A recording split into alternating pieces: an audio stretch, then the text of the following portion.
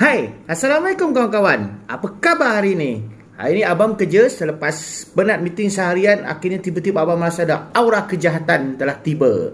Pada tepat jam 5 suku tadi, selepas habis kerja di rumah, tiba-tiba kejahatan telah tiba.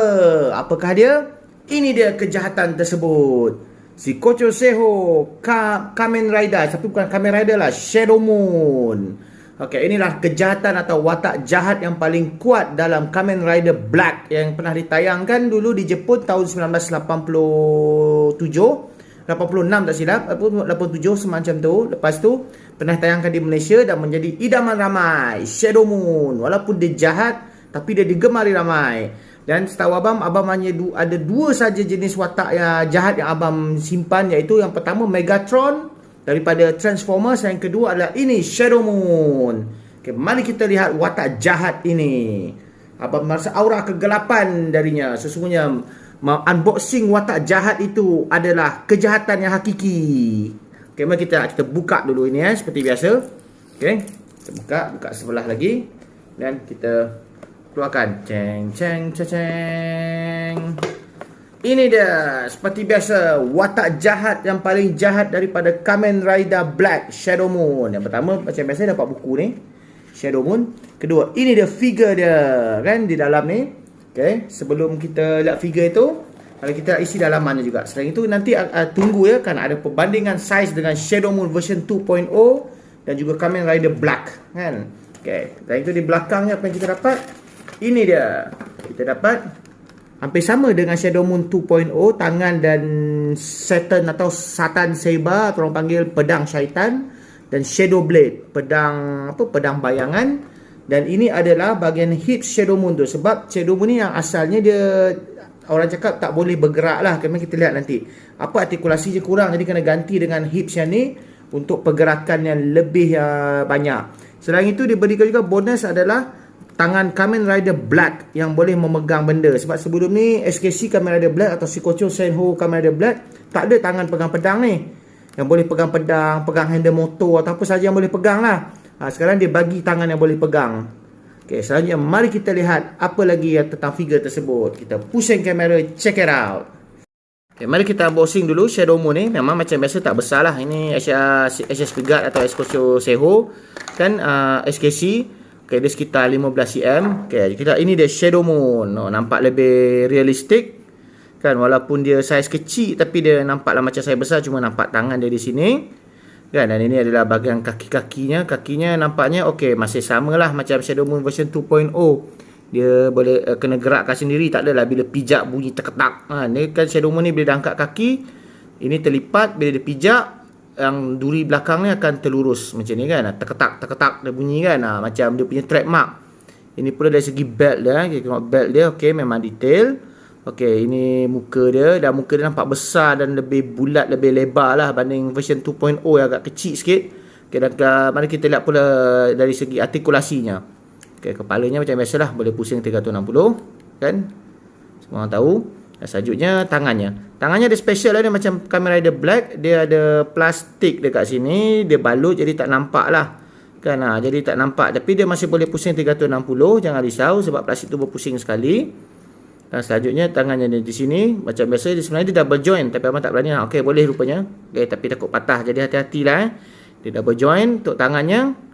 Dan tangan ni biasa-biasa ada ball joint, bolehlah pusing 360. Dan selanjutnya ini adalah pinggangnya, bolehlah pusing sebenarnya. Kan, pinggang tu orang cakap dia ada getah juga dekat sini sikit, sama macam Kamen Rider Black tempoh hari, dan boleh dibuka. Dan selain itu jika lihat kakinya, kan, memanglah dia dia kurang artikulasi lah berbanding ini. Tengok dia tak boleh tendang pun.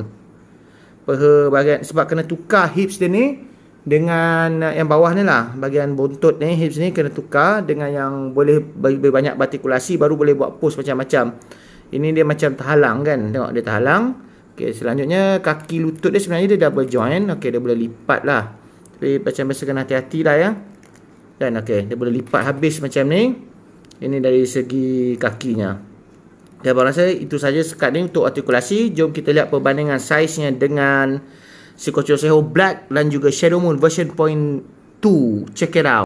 Okey kawan-kawan, mari kita bandingkan saiznya. Okey, yang pertama Ini Soul of Chogokin GX32 Argo Lighten kan, yang dari Mas tu, Jongkong Mas.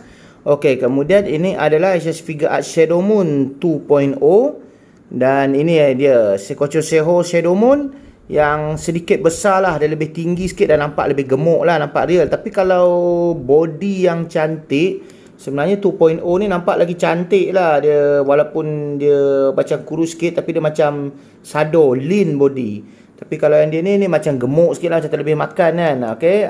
Dan tapi dia potensi dia sama besar lah, sama tinggi. Berbanding sama tinggi dengan SKC Black kan. Dan dia lebih tinggi daripada version 2.0.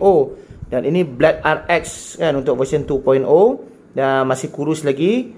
Okay, jika lihat dia sebenarnya Black RX ni memang antara yang kamera dia agak tinggi sikit, tapi sama dengan SKC Black dan juga Shadow Moon Okay, mari kita lihat, jika lihat dari tepinya ya.